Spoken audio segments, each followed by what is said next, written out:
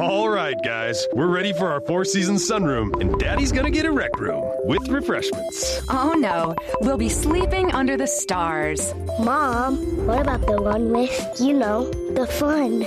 Nice try, little bro. It's a gym. My gym. Hey, Grandma's getting her Four Seasons garden room. Weather tight and still like being outdoors. Maybe a living room. Oh no, wait, a family hub. Yeah! No matter what the budget, the season, or the climate, Four Seasons sunrooms let you and your family enjoy the outdoors inside. Call now to receive your free, no-obligation brochure from the premier manufacturer of sunrooms since 1975. More reasons for Four Seasons now. To find out more, call toll-free 800-928-7007. That's 800-928-7007. Call 800-928-7007 today.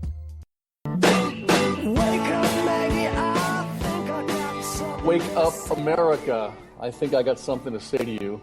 I love the United States of America, and I want you to love the United States of America too. Wake Up America Radio with Dr. A and Lou Bell is not a safe space, so enter at your own risk. You will be exposed to the truth, and we will endure the consequences. Now rest assured, Dr. A will not try to put his brain into your head. I will, however, motivate you to think and to use the analytical part of your brain that very few people want to use because it requires actual effort and actual work.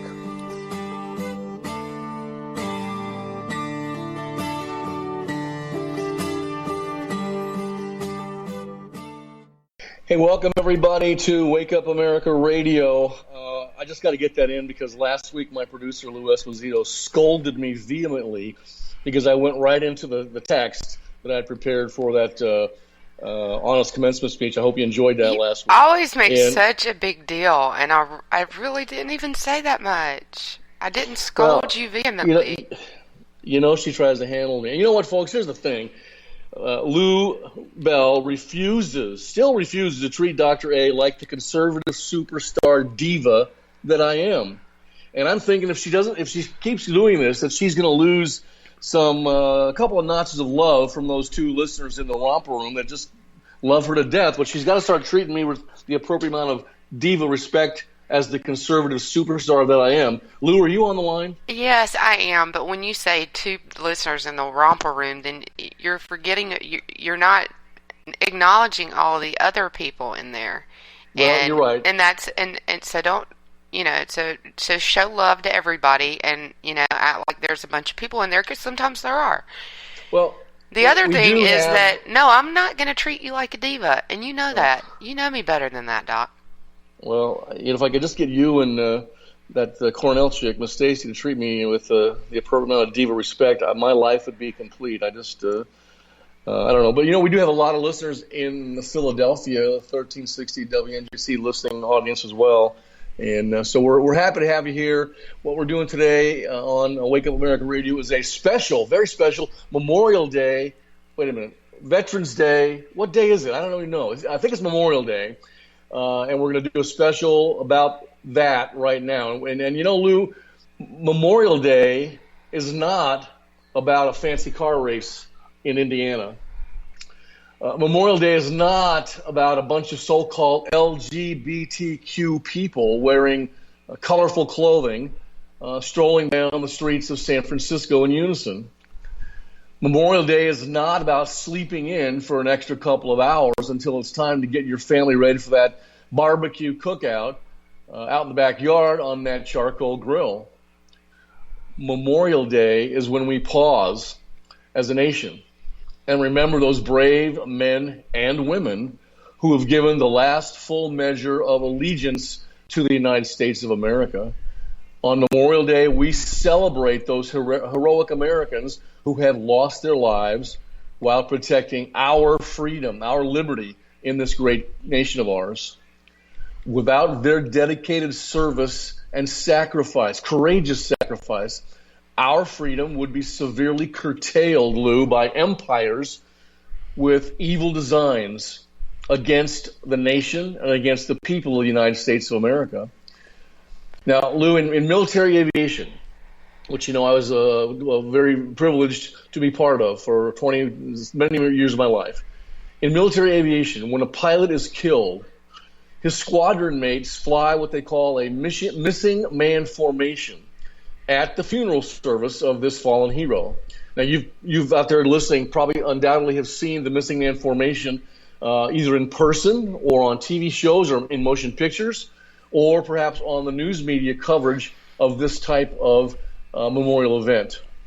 For those of you that have not, it is a 4-plane wedge-type formation of aircraft flying low, fast, over the memorial gathering of people down there.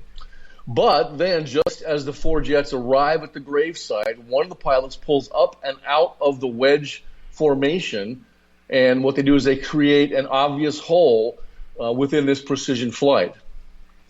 The missing man formation is flown in order to honor their lost squadron mate and to convey that they will always miss him, or today her, and never forget the ultimate sacrifice that was made.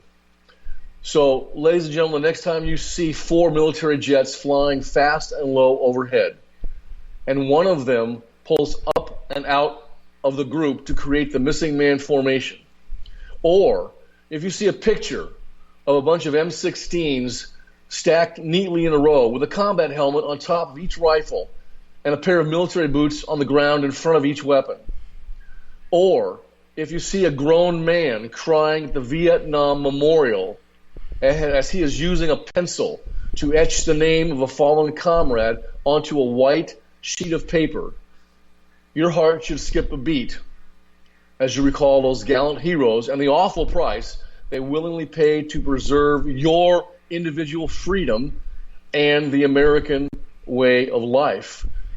Freedom is not free, people. Let me say that again. Freedom is not free. And that proverbial tree of liberty must be refreshed from time to time with both the blood of patriots and tyrants. And ladies and gentlemen, I, Dr. A, humbly salute you. And I do so not just on Memorial Day, but every day, because they deserve it. Lou, what do you think about that? I think that was a great explanation of what to look for, and I think that it was an honorable memorial. And there's a lot of debate, and I've heard it in the past, and I've seen it. The appropriate thing to do on Memorial Day, is to honor the fallen. A lot of people thank veterans for their service on Memorial Day, and that's not really what Memorial Day is for. But, every day is okay to thank a veteran or a military member for their service. I think it's how you say it. And I add that because I've seen the question. Yeah. Because I know offline we were commenting the other day, you wanted me to kind of give people a history of Memorial Day, and that's a great segue into that because, Monday, May the 30th this year, Lou, is the day we celebrate Memorial Day. Now, Veterans Day, which is observed, I think that's November 11th. Yeah, Veterans Day is November 11th. It's sometimes identified or mistaken with Memorial Day. You kind of alluded to that just in what you were saying right there. But you know what? These two national holidays are indeed very different. So let me explain. Two national holidays, Memorial Day and Veterans Day, honor the sacrifice of Americans who served in the United States Armed Forces by celebrating the people who served and the shared values Americans hold individually and as a nation. That's the majority of us. Now, nothing is universal. There's some people that live in the United States that don't actually share these traditional founding fathers' American values, but the majority of us do. Duty, honor, civic responsibility. Although these two national holidays commemorate the sacrifices of, guess what, 40 million Americans who have served in our military, that's since 1776, we need to understand that they are distinctly different. Memorial Day, Lou, is the older of the two holidays. It has its roots in the Civil War. It was first known as Decoration Day and was instituted by a former Union Army general. It was Major General John Logan. He did it to honor those men who died in the armed forces.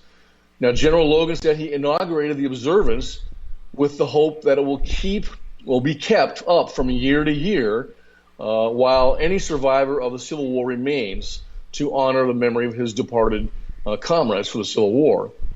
Originally, it was held on various dates by the individual states in the Union, but the observance has continued, and now Memorial Day is observed nationally. I believe it's always the last Monday in May that we observe Memorial Day. So the date changes. The day changes, but it's always the last Monday of May.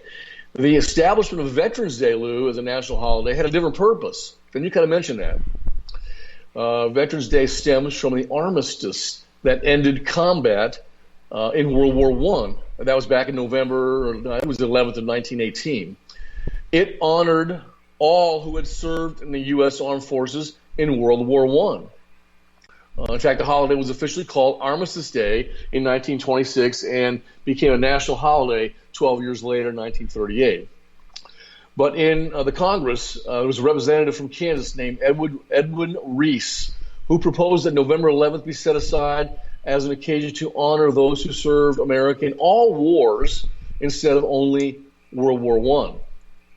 So that's how it kind of evolved. But then shortly afterward, in 1954, it was President Dwight Eisenhower who signed the bill which officially changed the name of the holiday and broadened its purpose, if you will, to the recognition of all veterans. Memorial Day and Veterans Day honor the sacrifices of innumerable individuals who contributed so much to preserve the freedoms all Americans enjoy. With Memorial Day remembering those who gave their lives, and Veterans Day honoring those who served in the armed forces. Yeah, it's not bad. It's not wrong to honor these people every day of the year, like you and I do. As a side note, since you are a Georgia wench, Lou Bell, coinciding with the 150th anniversary of the Civil War's Atlanta campaign and Memorial Day weekend, a couple years ago I visited the Chickamauga National Military Park in Georgia, which is a few miles south of Chattanooga. That battlefield walk for me was a somber reminder of the ultimate sacrifice made by soldiers from both sides of that war. After my battlefield tour, I couldn't help but skip a heartbeat in tribute to, this is an estimate, 16,000 Union and 20,000 Confederate soldiers who perished on that hallowed ground during a 2-day battle back in September of 1863, which, you know what, Lou, that made it one of the deadliest campaigns in the Civil War's Western theater. In his 1998 book, The Greatest Generation, about World War II veterans, journalist Tom Brokaw made this comment: while all gave some gave all. And that's true, even to this day. So as we celebrate this national holiday with your family, friends, and neighbors, please remember the sacrifices that our valiant war dead made in order to protect the freedoms that we enjoy now and, God willing, forevermore. There you go, Lou. How about that? I mentioned you were a Georgia wench. Did you like that at all? I mean, I love Georgia. I miss Georgia. I never mind when I'm proud of being from Georgia. I never mind someone mentioning the fact that I'm from Georgia. Well, I live here now. I've been here for a while, you know. And it is a wonderful place to live. Yeah, it's a wonderful place to live. Now, where you live, it's not quite as rural as where I'm from and where my family lives now. Yeah. But, for instance, where my father is so far, it's one of those places that is so far out in the country that there are more dirt roads than paved. And the people take care of each other, and everybody's like family, and it's a wonderful place. And they have internet access. I'm basically from Southern California, California surfer dude. But since I was in the Navy, and I spent a lot of my life all over the globe with my dad, who was in the Navy as well. But I remember one year I was very proud. I was living in San Diego, and I was very proud of this admiral who ran the Naval Air Station Miramar, which is now a Marine Corps Air Station. But he that year he put up a billboard sign along Interstate 55 there in San Diego after some local residents had complained to a few of these weak-minded politicians about the engine noise of the low-flying Navy fighter jets, flying over their homes. These were homes, Lou, that were constructed decades after NAS Miramar was built. Here's what the Admiral's billboard read: "See the jets, hear the noise, get used to it." And I was really, really proud of him for doing that. Sometimes people forget why they have the ability to make these types of complaints and who it is that actually protects their liberty, and they forget, and they need to be reminded from time to time what actually is going on. And I love the United States of America. I tell you that all the time, and I want you to love the United States of America too. And I got something I want to share with you before I get to this other big part that is the part that I said was going to make you kind of tear up. But and you're going to do it in the beginning of the show? No, I'm going to do this in the middle of the show, but I want you to hear this right here. Everybody, I want in Philadelphia and wherever, I want you to hear this. This is called America, Why I Love Her. And I want you to guess who did this. It's going to be a little bit of a test for you today. I'm going to ask you to guess two different things. Who did it? Here it is, America, Why I Love Her. You ask me why I love her? Well, give me time and I'll explain. Have you seen a Kansas sunset or an Arizona rain? Have you drifted on a bayou down Louisiana way? Have you watched the cold fog drifting over San Francisco Bay? Have you heard of Bob White calling in the Carolina pines? Or heard the bellow of a diesel in the Appalachian mines? Does the call of Niagara thrill you when you hear her waters roar? Do you look with awe and wonder at a Massachusetts shore where men who braved a hard new world first stepped on Plymouth Rock? And do you think of them when you stroll along a New York City dock? Have you seen a snowflake drifting in the Rockies way up high? Have you seen the sun come blazing down from a bright Nevada sky? Do you hail to the Columbia as she rushes to the sea? Or bow your head at Gettysburg in our struggle to be free? Have you seen the mighty Tetons? Have you watched an eagle soar? Have you seen the Mississippi roll along Missouri's shore? Have you felt a chill at Michigan when, on a winter's day, her waters rage along the shore in a thunderous display?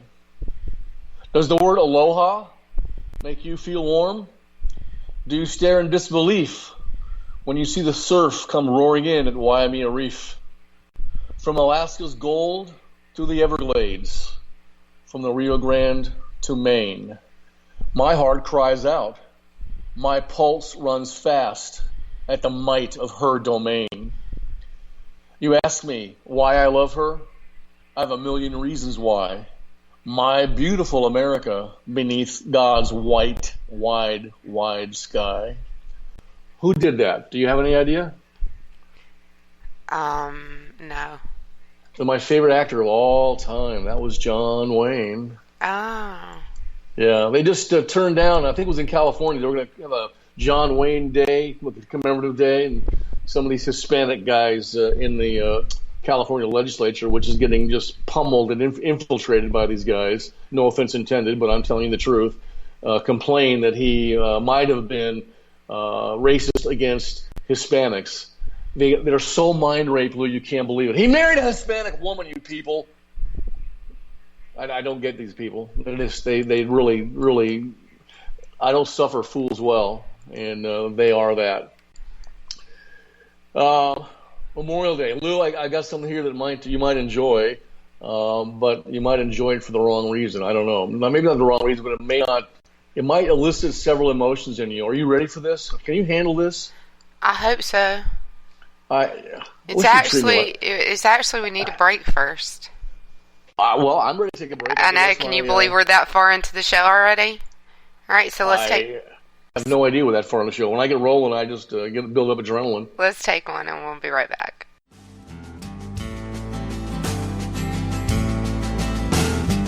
I looked all over, so how can it be? Here comes the wrecking ball, swinging at me.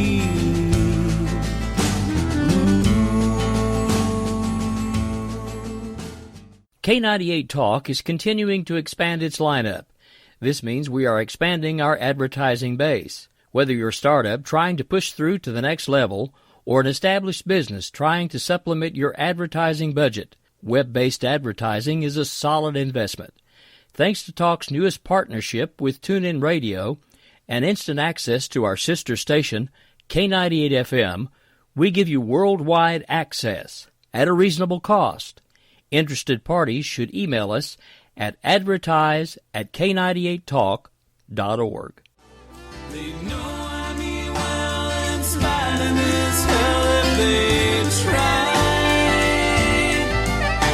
They open their mouths, only hatred spews out with their lies.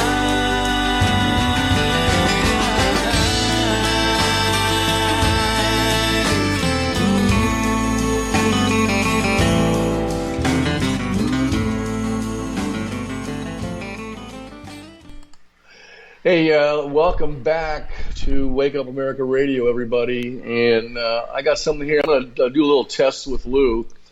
I kind of, I've gotten to know Lou over the last year, and I know some of her soft points, as well as some of her harder points that she doesn't want to treat me with the diva the respect that I deserve, but that's okay. Yeah, that ain't gonna happen. I want you to hear this, Lou. Are you ready? This is something that was done on Memorial Day a couple of years ago, and I want you to hear this if you're ready. Here we go. My fellow Americans, Memorial Day is a day of ceremonies and speeches. Throughout America today, we honor the dead of our wars. We recall their valor and their sacrifices. We remember they gave their lives so that others might live freely. We also gathered here for a special event, the national funeral for an unknown soldier who will today join the heroes of 3 other wars. When he spoke at a ceremony at Gettysburg in 1863, President Lincoln reminded the nation that through their deeds, the dead had spoken more eloquently for themselves than any of the living ever could, and that we living could only honor them by rededicating our lives ourselves to the cause for which they so willingly gave a last full measure of devotion. Well, this is especially so today, for in our minds and hearts is the memory of Vietnam and all that that conflict meant for those who sacrificed on the field of battle and for their loved ones who suffered here at home. Not long ago, when a memorial was dedicated here in Washington to our Vietnam veterans, the events surrounding that dedication were a stirring reminder of America's resilience, of how our nation could learn and grow and transcend the tragedies of the past. During the dedication ceremonies, the roles of those who died and are still missing were read for 3 days in a candlelight ceremony at the National Cathedral. And the veterans of Vietnam who were never welcomed home with speeches and bands and ticker tape parades, but who were never defeated in battle and were heroes, as surely as any who have ever fought in a noble cause, staged their own parade on Constitution Avenue. As America watched them, some in wheelchairs, all of them proud, there was a feeling of this nation, that as a nation we were coming together again, and that we had, at long last, welcomed the boys home from Vietnam. A lot of healing went on, said one combat veteran who helped organize support for this memorial. And then there was this newspaper account that appeared after the ceremonies. I'd like to read it to you. Yesterday, crowds returned to the memorial. Among them was a man named Herbie Petit, a machinist and former Marine from New Orleans. Last night, he said, standing near the wall, I went out to dinner with some other ex-Marines. There was also a group of college students in that restaurant. Ironically, we started talking to each other, and before we left, those college students stood up and cheered us. The whole week, Petit said, his eyes red, it was worth it just for that. It has been worth it. We Americans have learned to listen to each other and to trust each other once again. We've learned that government owes the people an explanation and needs their support for its actions at home and abroad. And we've learned, and I pray this time for good, that most valuable lesson of all, the preciousness of human freedom. It has been a lesson relearned not just by Americans, but by all the people of the world. Yet while the experience of Vietnam has given us a stark lesson that ultimately must move the conscience of the world, we must remember that we cannot today, as much as we might want to, this chapter in our history, for the war in Southeast Asia still haunts a small but brave group of Americans, the families of those still missing in the Vietnam conflict. These families live day and night with uncertainty, with an emptiness, with a void that we cannot fathom. Today, some sit among you. Their feelings are a mixture of both pride and fear. They are proud of their sons or husbands, fathers or brothers, who bravely and nobly answered the call of their country. But some of them fear that this ceremony writes a final chapter, leaving those they love forgotten. Well, today then, one way to honor those who served or still may be serving in Vietnam is to gather here and rededicate ourselves to securing the answers for the families of those missing in action. I ask the members of Congress, the leaders of veterans groups, and the citizens of an entire nation present or listening to give these families your prayers, your help, and your support, for they still sacrifice and suffer to this day. Vietnam is not over for them. They cannot rest until they know the fate of those they loved and watched march off to serve their country in Vietnam. Our dedication to their cause must be strengthened with these events today. We write no last chapters. We close no books. We put away no final memories. An end to America's involvement in Vietnam cannot come before we've achieved the fullest possible accounting of those missing in action. This cannot happen when their families know with certainty that this nation discharged her duty to those who served nobly and served well. Today, a united people call upon Vietnam with one voice: heal the sorest wound of this conflict. Return our sons to America. End the grief of those who are innocent and undeserving of any retribution. The unknown soldier who is returned to us today and whom we lay to rest is symbolic of all our missing sons. And we will present him with the Congressional Medal of Honor, the highest military decoration that we can bestow. About him, we may well wonder, as others have, as a child, did he play on some street in a great American city? Or did he work beside his father on a farm out in America's heartland? Did he get married? Did he have children? Did he look expectantly to returning to his beautiful bride? We'll never know the answers to these questions about his life. We do know, though, why he died. He saw the horrors of war, but bravely faced them, certain his cause and his country's cause was a noble one, that he was fighting for human dignity, for free men everywhere. Today we pause to embrace him and all who served us so well in a war whose end offered no parades, no flags, and so little thanks to the patriots who served. We can be worthy of the values and ideals for which our sons sacrificed, worthy of their courage in the face of a fear that few of us will ever experience. by honoring their commitment and devotion to duty and country. Many veterans, this was at the time, of Vietnam, still serve in the United States Armed Forces, work in our offices, on our farms, and in our factories. Most have kept their experiences private, but most have been strengthened by their call to duty. A grateful nation opens her heart today in gratitude for their sacrifice, for their courage, and for that noble service. Let us, if we must, debate the lessons learned at some other time. Today, we simply say with pride, thank you, dear son. May God cradle you in his loving arms. We present our nation's highest award to you, the Congressional Medal of Honor, for service above and beyond the call of duty in which you were called and in which you served so dedicatedly during the Vietnam era. Thank you, and may God bless America. God bless America. What do you think of that? And where'd that come from, Lou? Where'd it come? I did that just for you for two reasons. I want you. You're a smart girl from where'd you go? Montauk College. I can't even. Where'd you go? Meredith College. Come on, where did that come from, and why did I do that for you? I'm thinking it's a presidential speech, but okay, you know what it was? Okay, yeah, was it Reagan? Yes, of course. That's your favorite president, so. Ronald Reagan.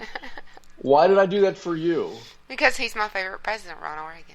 One other reason, think John McCain. John McCain. Oh, because he broke my heart. Because he broke my mother's heart. Because he didn't. Yeah, because I had a cousin who was one of the MIAs that he sold the records on. Folks out there listening, I did that just for, well, all of you, but specifically for Lou Bell, because I know those two factors about her. Yeah. I was trying to elicit some emotion here. I'm wondering if I did. It always makes me emotional, but, after so many years of it, you kind of learn to suppress it. And Thad was someone that I never knew, and my mother did when she was a very young girl, but my uncle was much closer to him, and it had a really strong impact on him. So, yeah. So, it was just it's kind of a family story, and it broke a lot of hearts in my family, and it is what it is. But it does make me a little bit emotional, not just because of my family story, but I know that it is so many family stories.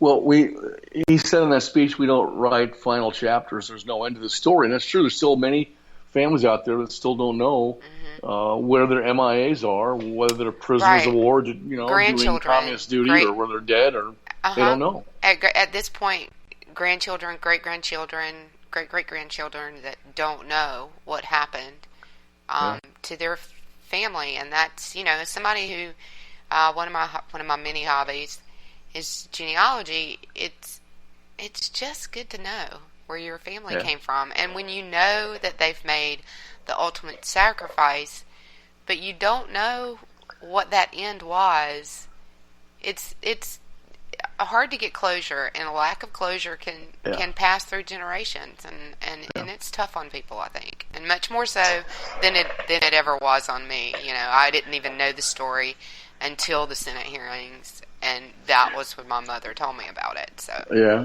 Lou, a lot of people. I think it was yesterday, the day before, we had a couple of F-18s off the North Carolina coast that had a mid-air collision. Did they decide that was a wing clip? It was a wing clip, and there's this sort of stuff. People don't quite understand that the men and women in the military face hazards every single day of their life. Every day. They're in harm's way every single day. And so I got three stories here I want to talk about in the time we have remaining that may bring this to light, and I want to share this with the audience. And the first one is what I call my turkey buzzard story. You know what a turkey buzzard is, Lou? A turkey, somebody that went to Auburn? A turkey buzzard. No. No, a turkey buzzard is a big bird. Right, yeah. I know. It's a joke. That's an SEC joke, sorry. Well, I know. Well, but it's heavy, but not that heavy. We can hold it in our arms. But from physics, we know force equals mass times acceleration. So you take that 40 pounds and multiply that by 500 knots, that's a tremendous amount of force. So we're out flying over the Indian Ocean, and it was a squadron mate of mine. His name was Richard. He didn't have a call sign yet. Of course, I was the senior landing signal officer, and it was usually my responsibility to give guys their call sign. So I hadn't come up with a call sign for this guy yet. He was a Nugget. He was on his first cruise, and we're out flying. Explain Nugget. First cruise. It's your first time on the aircraft carrier on an actual deployment. You're a Nugget. So he called me a Nugget. You're a crusty. You're not a shellback either. You're a slimy pollywog. We'll get to that later. You haven't crossed the equator yet, the line crossing ceremony. But out there, and I hear this call on the radio: "Teenage will join up on me." Oh my gosh! So I find out where he is, join up on him, and come up on the right side of him in formation, close formation. And the front canopy, which is a bulletproof canopy, nuclear blast-proof canopy, was gone. And along the side of the A-7, the airplane there, and inside what I could see, the cockpit were feathers and blood and guts and whatever. So he hit a turkey buzzard, and it just destroyed that bulletproof glass. And he'd made the mistake of flying with his visor up and his oxygen mask off to the left side, and this bird, the carcass, hit him in the eye. And he was kind of flying the airplane, but his head was kind of leaning down. And what I could see from the right side was his right eye was hanging down on the retina, the eyeball hanging down the retina about 3 inches. I hate it when you tell the story. You've actually told me this one before. I hate the story. Well, you haven't told it on the radio before. You've told me before. Okay. And oh my gosh. So in fact, later on I asked him, what was that right eye seeing? He said it was seeing the bottom of the airplane, canopy, of the airplane, the cockpit. So I moved over to the other side, and his left eye looked okay. So I said, "Can you see me?" He said, "Yeah, I can see you, Teenage Joel." I said, "Well, follow me. We'll take you back to the ship." So we, declared an emergency, took him back to the ship, and lined him up. And I, left him about a quarter mile in the ship, half mile. And he, on the first, trapped and stopped the airplane on flight deck. And they got in there, shut the engine down, and took him out. That's a good flying with one eye. He was flying with one eye, and he was taken down to sick bay. And luckily for him, one of the Tomcat squadrons, the flight surgeon was an ophthalmic surgeon who, over the course of a 4 or 5 hour operation, put his eye back together. One thing I didn't know is your eye around the socket has all these little bitty bones. I didn't realize that. Yeah. Very brittle. Did he ever fly again? Well, about 6 weeks, not quite 6 weeks later, he was ready to fly, and I asked the skipper if I could fly with him on the first flight back, and he said, "Yeah," I said, "Sure, no problem." So I took him out. We, dropped some bombs, did some air combat, and had some fun, and came back to the ship. And just so happened that day we had an APM, an all pilots meeting scheduled. Well, he really was lucky, because that could have messed up his vision enough that he never flew again.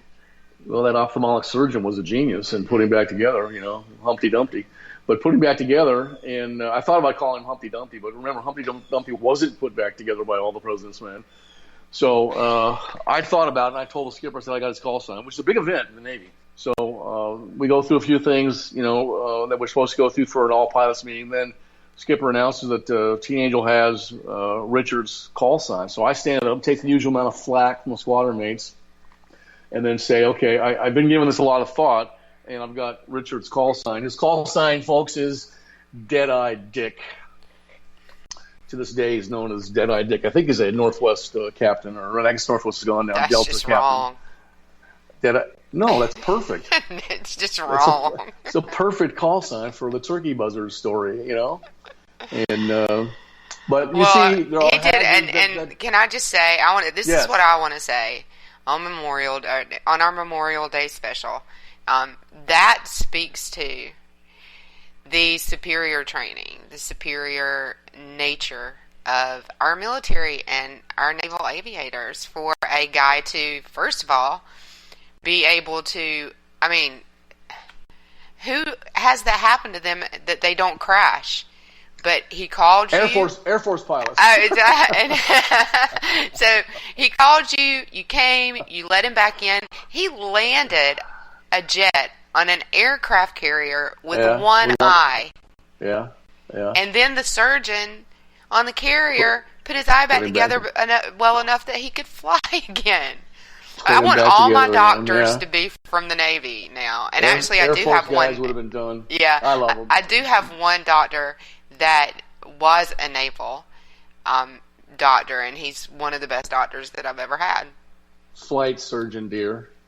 Well, He's called I a don't know flight that he was. surgeon. I don't think he was a flight surgeon. That's Oh, he not, wasn't? Okay. All right. No. Well, actually, he does. He is a surgeon, Yeah. but I'll have to ask him.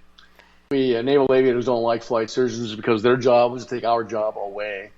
Fortunately, this guy put this guy back together, so his job at that point was to put this guy back together so he could keep his job flying those fascinating jets. Yeah, so I tell you that story, and I got a couple other ones here before we finish, but it's so you understand, people out there in the listening audience, that these military men and women face hazards and risks and are put in harm's way every single day. It's not just during wartime or conflict, whatever you want to call it.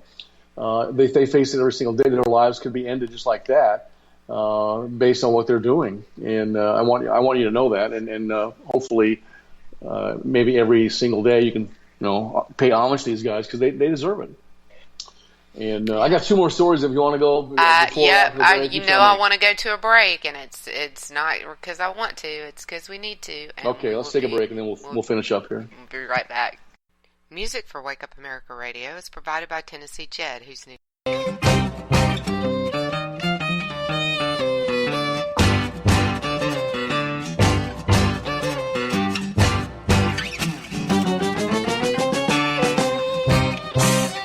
Don't go forgetting me, baby, but I don't want to stick around. The world has been driving me crazy.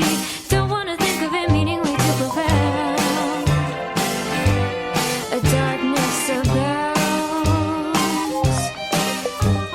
I don't think you want to be near me when the ship is run aground. The water is shallow and hazy. The storm is upon us. It's too late to turn around. This is JD. And this is Stacy. Join us Tuesday nights, 10 p.m. Eastern for Game On. Remember, lock up the children and the old folks. Game On, the home of liberty-conservative conservatism. Where no one is safe, no one is spared, not even the hosts. Oh, that was...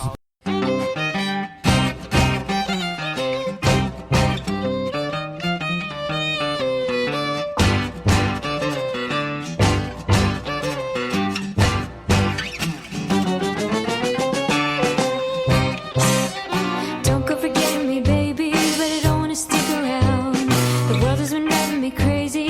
Don't want to think of it meaning way too profound. A darkness abounds. I don't think you want to be near me when the ship is run aground. The water is shallow and hazy. The storm is upon us. It's too late to turn around. This is JD. And this is Stacy. Join us Tuesday nights, 10 p.m. Eastern for Game On. Remember, lock up the children and the old folks. Game On, the home of liberty-conservative conservatism. Where no one is safe, no one is spared, not even the hosts. Oh, that was supposed to be a spin cycle. I'm sorry. Yeah, that's okay. We love you anyway. Right round, baby. Self-monitoring right round. Ebola Anyway. radio strikes again. Anyway. Anybody see the host monkey? Where's the host monkey? Where's the host monkey? For God's sake, I need an antidote. Just do your rant. Let's pop out of the segment. Find us on Twitter at JD and Stacy. You're listening to K98Talk.com. I've seen this happen before. There's a full moon out tonight. I'm a fool, but you can't fool me twice. I wear my secret deception just like a disguise. When I reveal myself in the light, stick around and you might pay the price. Enough with the questions, it's time that we said our goodbyes. I knew that this wouldn't be easy. Try not to tie it down. Now nothing you say can appease me. If you wanted to go, then you would have been gone before now. The darkness abounds.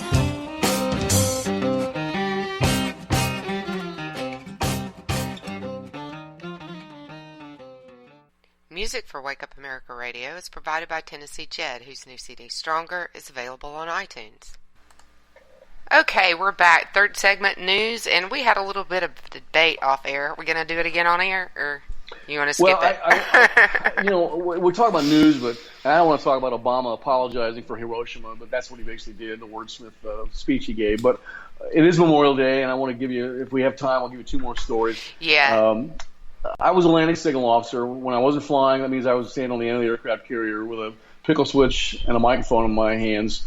We call it waving pilots back aboard in their jets so they didn't hit the ramp and die. I was responsible to the commanding officer to make sure that they got back aboard safe. So I call this the intake story. Right below the flight deck, one level below the flight deck, is underneath the LSO platform at the end of the ship, left side of the ship at the end there, is the LSO shack. That's where the LSOs will gather in preparation for going up to the LSO platform on the flight deck to wave the airplanes back aboard. You're using an acronym that the audience may not know.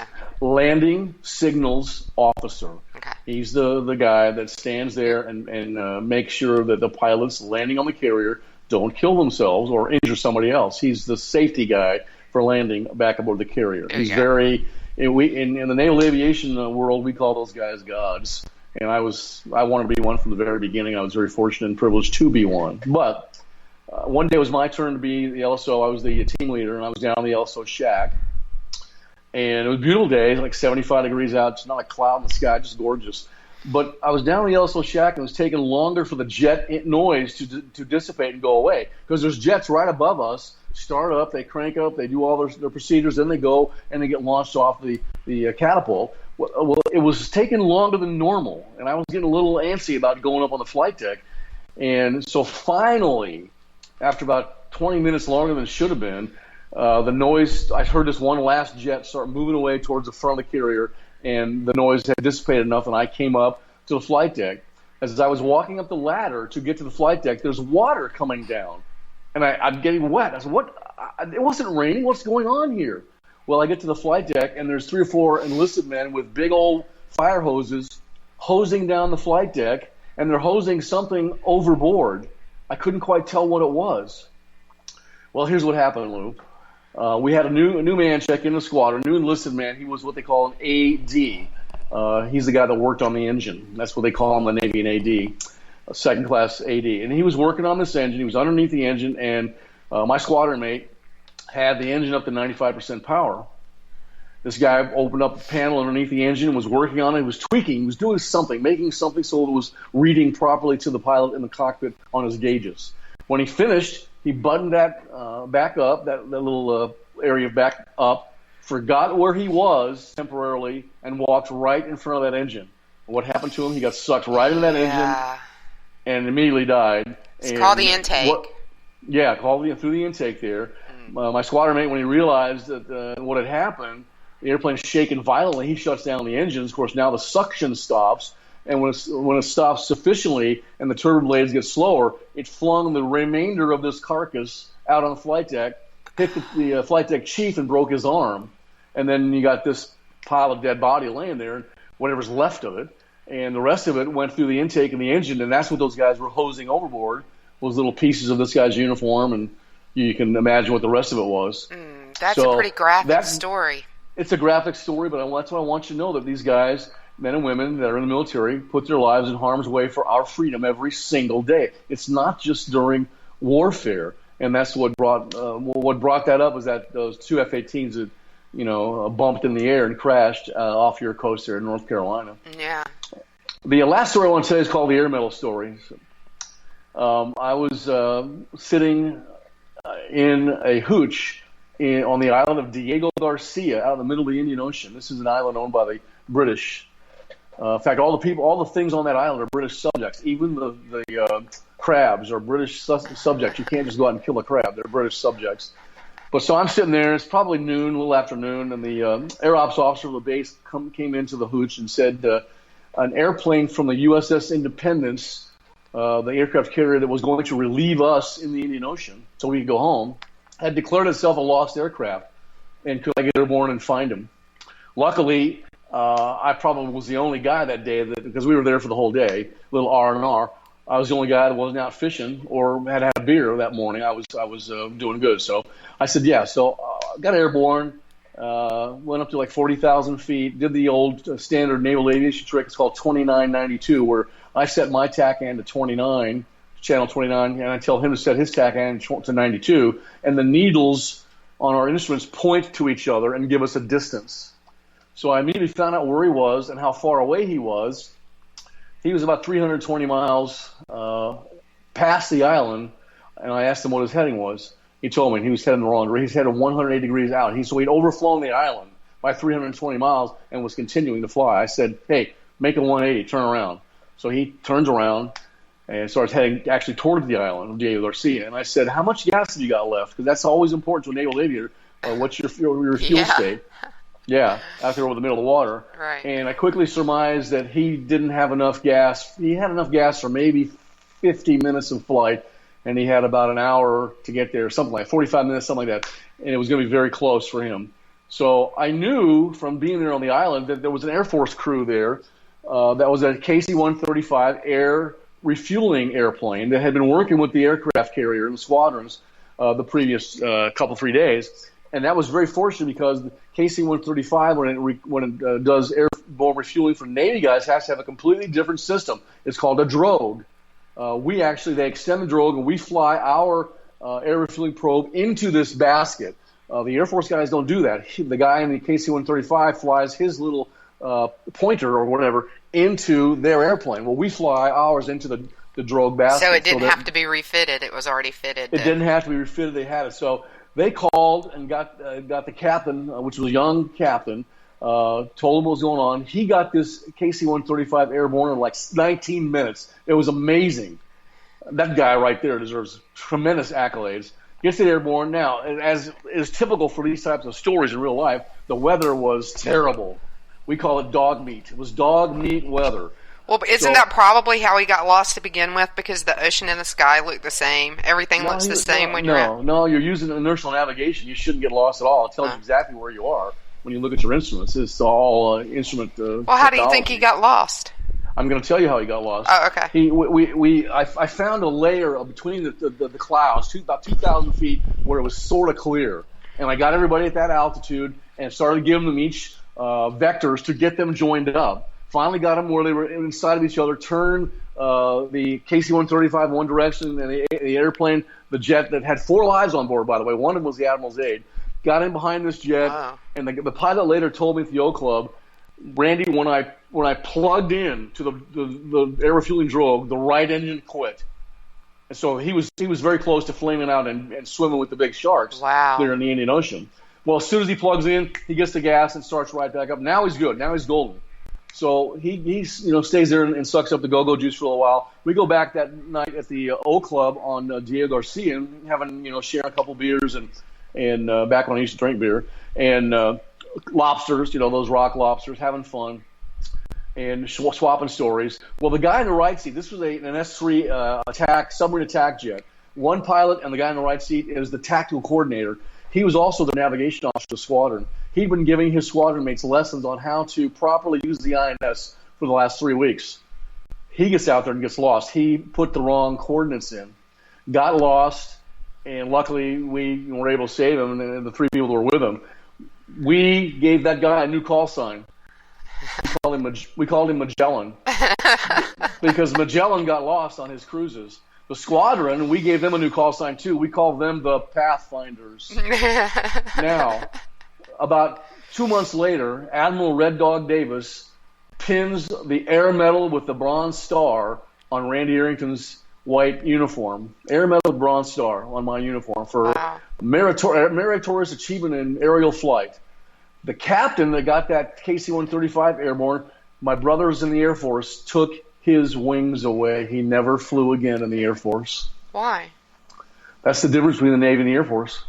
That's one difference between the Navy and the Air Force. Was it because he got in and went and wasn't cleared or something? Somebody said that he oversped the airplane, went past the red line by a few knots. Had he not done that, remember what I just told you, the guy's one engine flamed out. Had he not done that, they didn't have 2 more minutes of flight, and he wouldn't have been there, and they would have been dead. They would have swum with the big sharks and probably dead to this day. So he saved the guy's life. He saved 4 people's lives and then got his wings taken away for it. Well, that captain, Air Force captain, deserved that medal. And I just deserved I deserve respect from Lou Bell and a lobster. You have my respect. You know that. You know that's the case.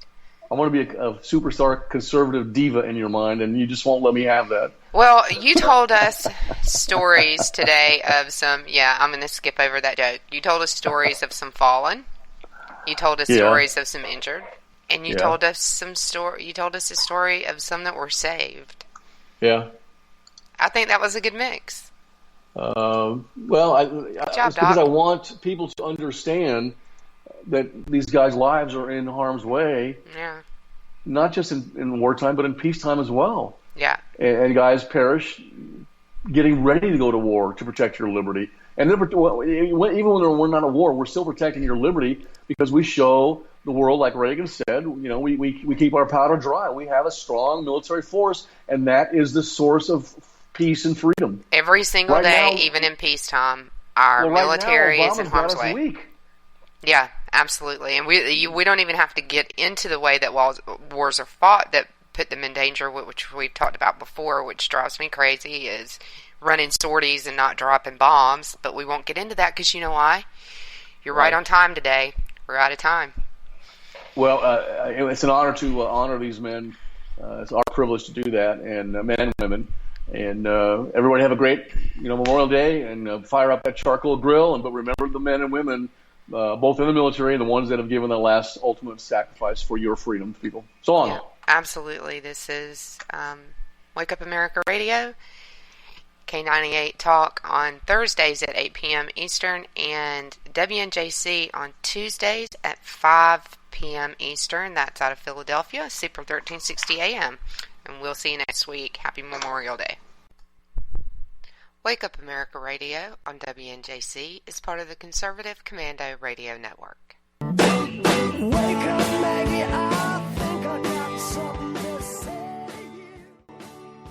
If you want to work until you keel over, have less of everything in retirement, or give back more of your hard-earned money to the stock market again, then just ignore me. But if you'd like to protect the money you save, receive a steady, predictable retirement income, and enjoy financial security for as long as you live, then listen to this. You can download a free report that reveals the wealth-building secrets Wall Street and the banks don't want you to know. You'll learn how you can get guaranteed growth, safety, and real prosperity without risking your money in the Wall Street casino, and how to get the money you need when you need it, simply by asking for it. This is the best way to have a 100% secure retirement and know your money will last as long as you do. To learn more about this method and to get your free report, go to 29security.com. That's the number 29security.com. 29security.com. Go to 29security.com.